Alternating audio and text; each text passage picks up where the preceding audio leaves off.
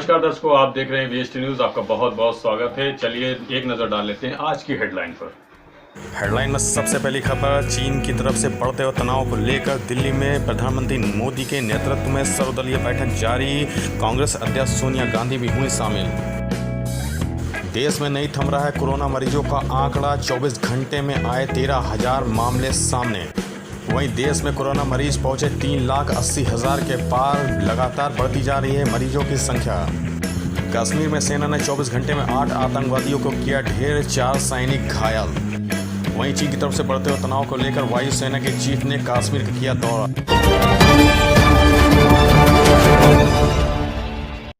खास खबर कार्यक्रम में आप दर्शकों का बहुत बहुत स्वागत है। चलिए सबसे पहले नजर डाल लेते हैं लखनऊ के संवाददाता विजय सिंह की एक खास खबर पर। लखनऊ के बिजनौर के पास महाराजा पासी के ऐतिहासिक किले के स्थान पर पुरातत्व विभाग ने दी निर्माण कार्य की मंजूरी।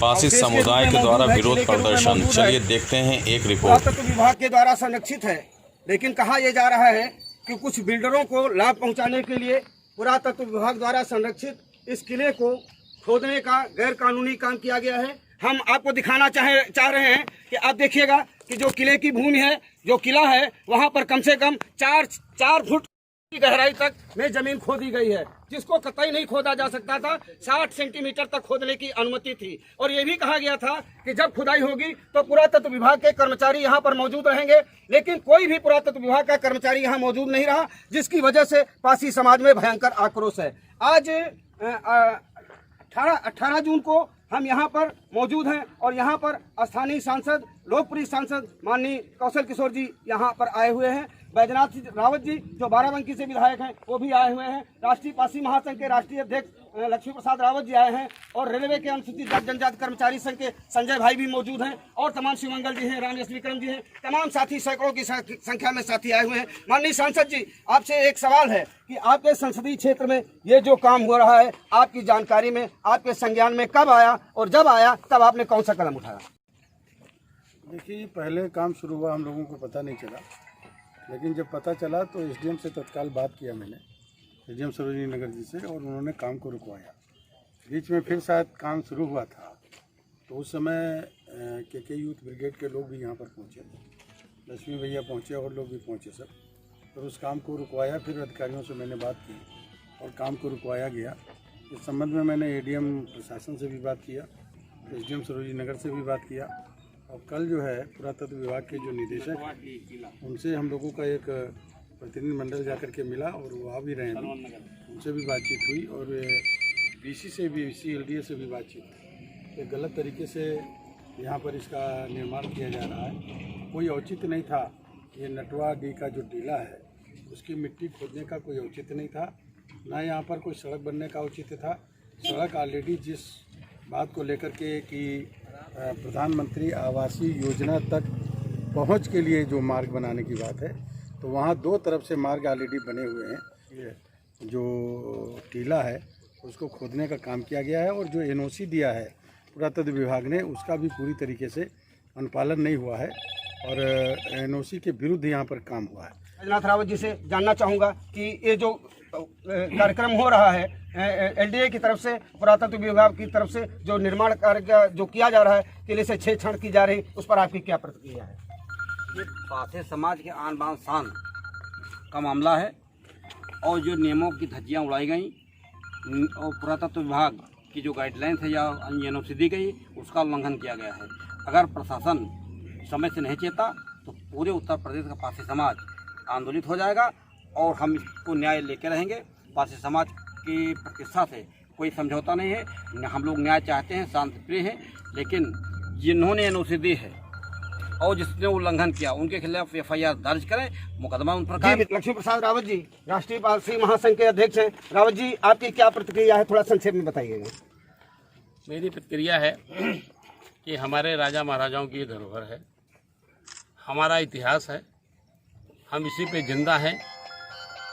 900 बरस हम लड़के इस धर्म की रक्षा किए, अपने समाज की रक्षा किए, फिर 200 हम अंग्रेज़ों से लड़े हैं। उसके बाद भी हमारा ये किला यहाँ पर टीला मौजूद है।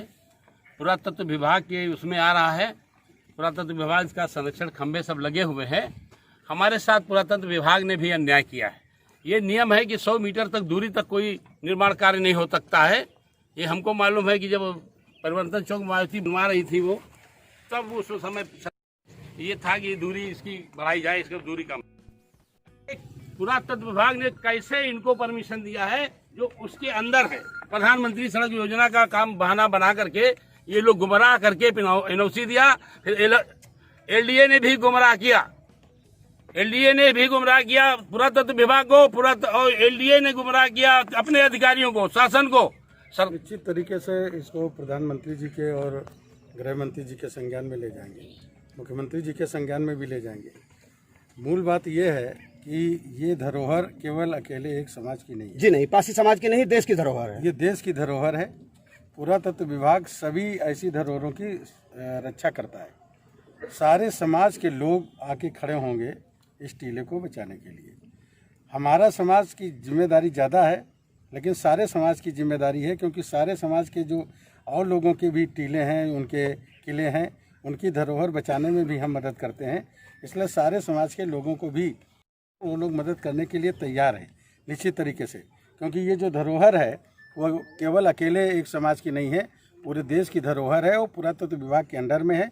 पुरातत्व विभाग किसी एक जाति या एक धर्म का नहीं है। दिया जाना चाहिए। विधायक जी, सांसद जी, लक्ष्मी प्रसाद रावत जी और समाज से आए हुए तमाम साथियों को क्रांति पथ से आरएनटी और वीएसटी की तरफ से हम आपकी आवाज को वहीं अगली खबर दिल्ली में युवा कांग्रेस कार्यकर्ताओं का चीनी दूतावास के बाहर विरोध प्रदर्शन। चीनी सेना के द्वारा 20 भारतीय सैनिकों के शहीद हो जाने पर गुस्से को लेकर कार्यकर्ताओं का चीनी दूतावास के बाहर भारी विरोध प्रदर्शन। पुलिस के द्वारा कार्यकर्ताओं को किया गया गिरफ्तार। वहीं अगली खबर लखनऊ से वरिष्ठ संवाददाता दीपक कुमार की खबर पर नजर डालते हैं। लखनऊ के नगर निगम में कर्मचारियों का विरोध प्रदर्शन। कई महीनों से वेतन न मिलने के कारण कर्मचारी हैं गुस्से में। कई महीने से वेतन न मिलने से कर्मचारियों का घर चलाना हो रहा है मुश्किल। वहीं उच्च अधिकारियों का कहना है कि जल्द से जल्द वेतन देने की व्यवस्था की जा रही है। चलिए देखते हैं एक रिपोर्ट। अरे कल अपर साहब से लोगों ने बात करी थी हमारे यहाँ के नेताओं ने, तो उन्होंने 2 दिन का आश्वासन दिया था कि कल तनख्वाह मिल जाएगी, अभी तक तो नहीं मिली है। आनंद वर्मा, अध्यक्ष नगर निगम कर्मचारी संघ लखनऊ।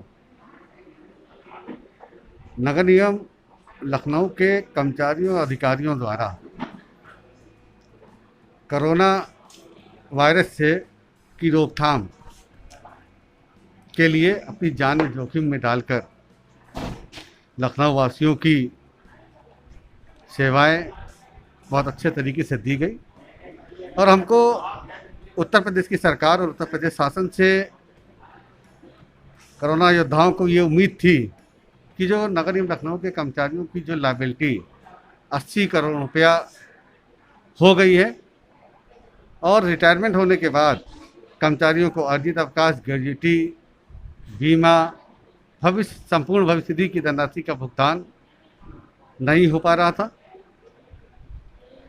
और उसको संज्ञान में रखते हुए उत्तर प्रदेश की सरकार से, शासन से ये अपेक्षा की गई थी, पत्राचार किया गया था कि जो हमारी इतनी 80 करोड़ की लगभग लायबिलिटीज़ है इसका भुगतान किया जाए, जिससे हमारे सेवानिवृत्त कर्मचारियों को दर दर की ठोकरें न खाएं। अभी तक के लिए इतना ही। आगे की खबर के लिए देखते रहिए